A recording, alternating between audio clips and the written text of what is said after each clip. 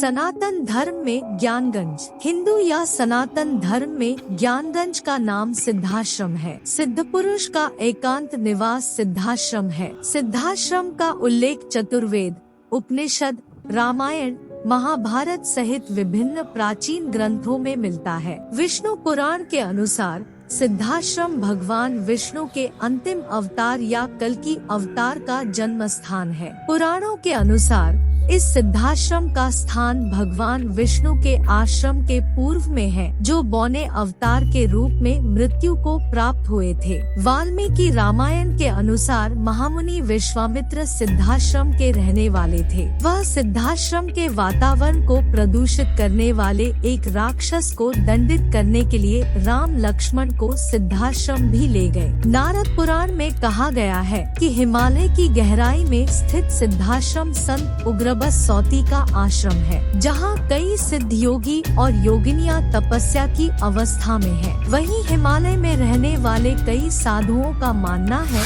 कि महर्षि वशिष्ठ, विश्वामित्र, कणाद, पुलस्त्य, अत्रि, महायोगी गोरखनाथ, शंकराचार्य जैसे महापुरुषों का निवास सिद्धाश्रम है। यदि आप वहां जाते हैं तब भी आप उन्हें देख सकते हैं। उनकी बातें भी सुनी जाएंगी, क्योंकि वे सिद्धाश्रम में अमर है। ज्ञानगंज बौद्ध धर्म में भी लिखा गया है। हिमालय के भीतर छिपे इस नगर राज्य को बौद्ध धर्म में शंभाला कहा जाता है। शंभाला का उल्लेख बौद्ध धर्म के कालचक्र तंत्र और प्राचीन तिब्बती देवता झांगजुंग में भी मिलता है। बौद्धों का मानना है कि भगवान बुद्ध ने अपने जीवन के अंत में कालचक्र का रूप धारण किया था और अपने पूरे जीवन में प्राप्त ज्ञान को कुछ शिष्यों को प्रदान किया। इन शिष्यों में से एक शंभाला के राजा सुचंद्र या दावा सांगपो थे। राजा सुचंद्र या दावा सांगपो को भगवान बुद्ध ने वर्तमान आंध्र प्रदेश में अमरावती में कालचक्र तंत्र को समझाया था। शंभाला साम्राज्य के राजा सुचंद्र और 96 अन्य राजाओं ने राजगीर के गिरधाकूट पहाड़ी पर प्रज्ञापरमिता सूत्र का पाठ किया। दावा सांगपो ने भगवान बुद्ध से प्राप्त ज्ञान को लिखा और उसे शंभाला ले गए। वह एक गुप्त स्थान में छिप गया। तिब्बतियों का मानना है कि शंभाला को छोड़कर दुनिया में कहीं और ज्ञान लिखित रूप में संरक्षित नहीं है। तिब्बती बौद्धों का मानना है कि रहस्यमय शंभाला ट्रांस हिमालय में कहीं छिपा हुआ है। जब दुनिया का भयानक समय आएगा तो शंभाला का 25वां शासक नीली दुनिया को विनाश से बचाएगा। उपन्यासकार जेम्स हिल्टन शंभाला से प्रभावित थे और उन्होंने शांग्रीला के खोए साम्राज्य के बारे में लॉस्ट होराइजन उपन्यास लिखा था। शंभाला रहस्यमय हिमालयी शहरराज्य उनके उपन्यास में शांग्रीला बन गया, ताकि तिब्बतियों की धार्मिक मान्यताओं को ठेस न पहुंचे। अभियान शुरू हुआ। ज्ञानगंज को हिंदू और बौद्ध धर्म के सिद्ध पुरुषों द्वारा सदियों से खोजा गया है, जिन्हें ज्ञानगंज जाने के लिए आमंत्रित नहीं किया गया था। 1580 में यूरोपीय भूगोलवेत्ताओं ने सम्राट अकबर के दरबारी विद्वानों से ज्ञानगंज के बारे में भी जाना। वे भी खोजने लगे, लेकिन ज्ञानगंज किसी को नहीं मिला। उन्होंने केवल हिमालय के विभिन्न क्षेत्रों में अटकलों के तीर चलाए। कुछ का कहना है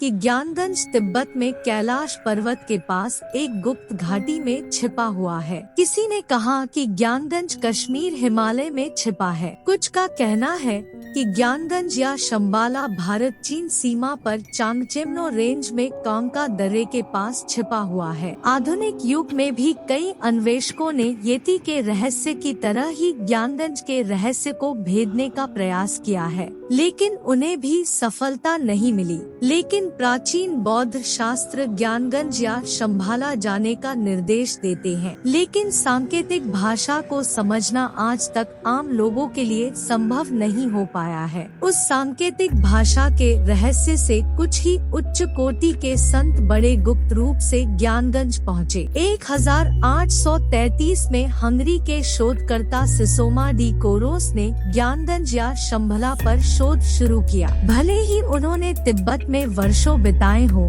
लेकिन वे इस रहस्य को भेद नहीं पाए। तब विवादास्पद रूसी दार्शनिक और रहस्यवादी मैडम ब्लावात्स्की ज्ञानगंज के रहस्य को जानने के लिए भारत आई। भले ही वह रहस्य को भेद नहीं पाया, उसने रहस्य की आग को हवा दी। उन्होंने कहा कि शंभाला या ज्ञानगंज वास्तव में लुमेरिया और अटलांटिस की तरह जादुई था। उसे ढूंढ पाना लगभग नामुमकिन है, क्योंकि शहर खुद को पकड़ना नहीं चाहता। रोरिक का अभियान। ज्ञानगंज या शंभला पर प्रसिद्ध रूसी दार्शनिक, लेखक, पुरातत्वविद, चित्रकार, धर्मशास्त्री निकोलाई रोरिक ने शोध किया था। उनका मानना था कि ज्ञानगंज या शंभाला मंगोलिया और तिब्बत के बीच अल्ताई पर्वत श्रृंखला में छिपा हुआ था। 1920 में उस क्षेत्र में व्यापक अभियान चलाया गया, लेकिन उसे भी ज्ञानगंज नहीं मिला। लेकिन अभियान के दौरान उन्होंने एक अजीब घटना देखी। रोएरिच ने अल्ताई पर्वत श्रृंखला की एक सुदूर घाटी में एक सुबह एक अजीब दृश्य देखा।